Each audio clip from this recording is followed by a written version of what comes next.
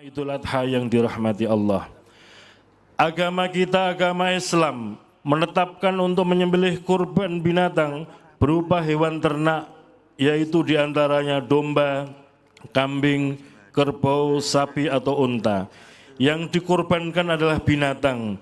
Ini mengandung setidaknya dua makna.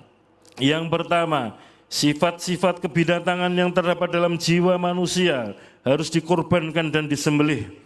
Dan yang kedua, jiwa dan perbuatan seseorang harus dilandasi dengan tauhid, iman dan takwa. Sangat banyak sifat kebinatangan yang terdapat dalam diri manusia. Sifat seperti mementingkan diri sendiri, sifat sombong, sifat yang menganggap bahwa hanya dirinya dan golongannya lah yang selalu benar, serta sifat yang memperlakukan sesamanya atau selain golongannya sebagai mangsa atau musuh. Sifat kebinatangan yang selalu curiga, menyebarkan informasi yang tidak benar, fitnah, rakus, tamak, dan ambisi yang tidak terkendalikan, tidak mau melihat kenyataan hidup, tidak mempan diberi nasihat, tidak mampu mendengar teguran, dan lain-lain, merupakan sifat-sifat yang tercela dalam pandangan Islam.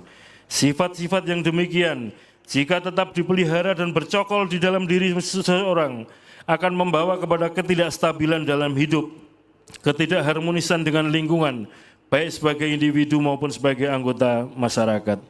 Sifat-sifat yang demikian ini akan memudahkan jalan bagi terciptanya perpecahan dan ketidaktentraman dalam kehidupan masyarakat. Ajaran Islam dengan ajaran kurbannya menghendaki agar seorang muslim mau mengorbankan sifat-sifat seperti itu dengan tujuan agar kestabilan dan ketentraman hidup dalam masyarakat dapat diwujudkan dan kedamaian antar sesama manusia dapat direalisasikan. Ajaran Islam menghendaki agar kurban yang disampaikan harus binatang yang sempurna sifat-sifatnya, jantan, tidak buta, tidak lumpuh, tidak kurus, dan tidak cacat. Ini mengandung makna bahwa di dalam melakukan kurban, beramal, dan berkarya, setiap muslim dituntut untuk berusaha dalam batas-batas kemampuan maksimal, dengan mengerahkan tenaga secara optimal, tidak bermalas-malasan, tidak melakukan sesuatu secara sembrono. Allah SWT berfirman dalam Al-Quran surat Al-Kautsar ayat 1-3. A'udzubillahi minasyaitonirrajim. Inna a'tainakal kautsar fasholli lirabbika wanhar inna syani'aka huwal abtar. Sesungguhnya kami telah memberikan kepadamu nikmat yang banyak, maka dirikanlah sholat karena Tuhanmu dan berkorbanlah. Sungguh orang-orang yang membencimu dialah yang terputus dari rahmat Allah. Ayat ini menjadi renungan bagi kita, betapa banyak nikmat Allah yang telah dianugerahkan kepada kita, sampai dipastikan tidak akan bisa kita menghitungnya satu persatu. Kenikmatan ini harus kita syukuri dalam wujud menggunakannya untuk ibadah, mendekatkan diri kepada Allah. Pendekatan diri kepada Allah dapat dilakukan dengan mengerjakan sholat dan menyembelih hewan kurban, sebagaimana ditegaskan dalam ayat kedua surat Al-Kautsar tersebut. Selain sebagai ibadah yang memiliki dimensi vertikal, yakni mendekatkan diri kepada Allah, kurban juga memiliki dimensi horizontal atau sosial, yakni berbagi rezeki dengan orang lain. Jika dalam hari raya Idul Fitri kita membahagiakan orang lain dengan zakat, maka pada saatnya di Idul Adha ini kita mengembirakan hati orang lain dengan ibadah kurban. Allah menyatakan dalam surat At-Taubah ayat 105, A'udzubillahi minasyaitonirrajim. Wa qul i'malu fasayarallahu amalakum wa rasuluhu wal mu'minun. Berusaha dan bekerjalah karena Allah dan Rasul-Nya, serta orang beriman akan melihat nilai amal kalian itu. Allah juga berfirman dalam surat Al-Baqarah ayat 148, A'udzubillahi minasyaitonirrajim. Fastabiqul khairat, berlomba-lombalah untuk melakukan kebajikan. Agama Islam memerintahkan untuk berkorban dan beramal semaksimal kemampuan, karena agama Islam sendiri adalah dinul udhiya, agama pengorbanan, dan dinul amal, agama yang mengutamakan karya nyata dan usaha. Iman kepada Allah yang kita yakini harus disertai dengan amal perbuatan nyata dalam kehidupan kita. Dalam pandangan Islam, iman saja tanpa amal tidaklah cukup, dan beramal tanpa dilandasi dengan iman tidaklah bernilai. Itulah sebabnya dalam Islam, iman dan amal merupakan unsur yang tidak dapat dipisahkan satu sama lain. Tidakkah kita perhatikan banyak ayat dalam Al-Quran yang menyatakan secara tegas bahwa kata iman yang diungkapkan dalam bentuk amanu, orang-orang yang beriman, selalu dirangkaikan dan diikuti dengan kata wa amilus solihat, beramal saleh. Salah satu di antaranya adalah ayat dalam surat Al-Asr yang menggambarkan bahwa orang-orang yang tidak mengalami kerugian adalah mereka yang beriman dalam melakukan amal soleh. A'udzubillahi minasyaitonirrajim. Wal asri innal insana lafi khusrin illa alladhina amanu wa amilus solihati wa tawasaw bil haqqi wa tawasaw bis sabr. Demi waktu asar, sesungguhnya manusia dalam kerugian kecuali orang-orang yang beriman dan beramal saleh dan saling menasihati dan menganjurkan kepada kebenaran dan kesabaran. Ceramah saat Idul Adha kemarin, tepatnya di depan Masjid Baitur Rahman, depan Simpang 5 Semarang, bertema tentang singgung sifat rakus dan ambisius.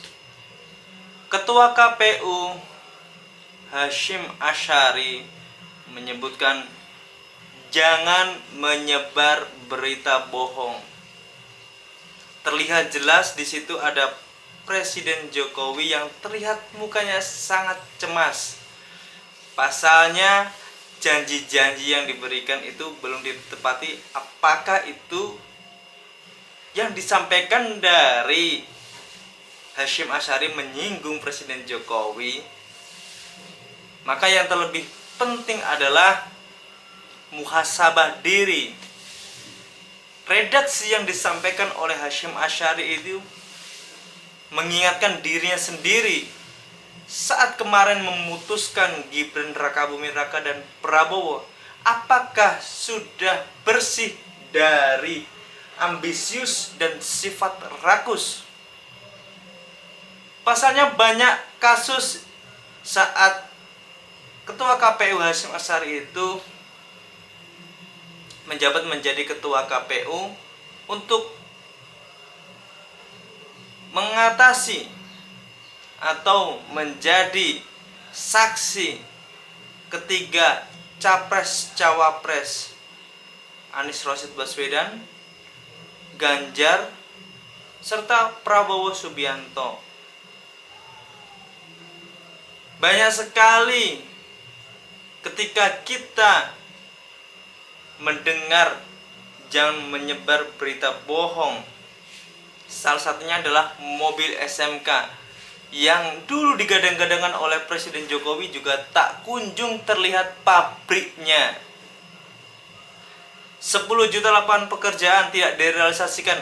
Itu juga salah satu wujud jangan berkata bohong kepada rakyat. Jangan rakus akan jabatan. Satu keluarga dimasukkan menjadi pejabat semua.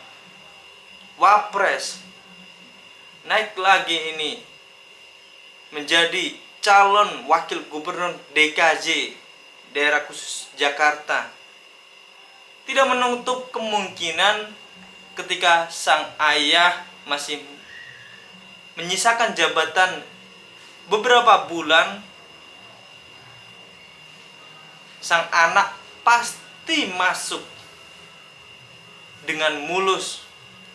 Faktanya Mahkamah Agung yang baru saja mengubah regulasi dari batas minimal, akhirnya sang anak bisa masuk lolos untuk mengikuti seleksi menjadi cawagup.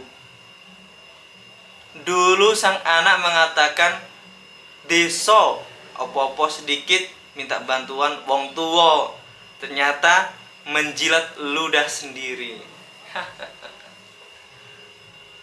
Ini ceramah yang menyentuh atau memercik air mendulang ke muka sendiri,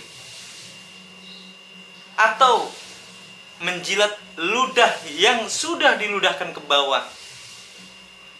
Semua yang dilontarkan atau diceramahkan pada ketua KPU sangat menyentuh pada pribadinya sendiri serta presiden dan para jabatannya yang masih belum menepati janji, bahkan merealisasi. Di dalam komentar di sini dari Medan 1 menyebut ketua KPU contoh manusia munafik. Negara ini sudah seperti film India, penjahatnya selalu tampil seperti malaikat. Sebelum ceramah ke orang, lihat dulu dirimu sendiri. Ini bukti rakyat sudah muak dengan apa yang disampaikan mereka di depan mimbar, tidak sama sekali membuktikan bukti yang nyata kepada rakyat bahwa kesejahteraan harus diberikan kepada rakyat, bukan kepada anak para pejabat. Assalamualaikum warahmatullahi wabarakatuh.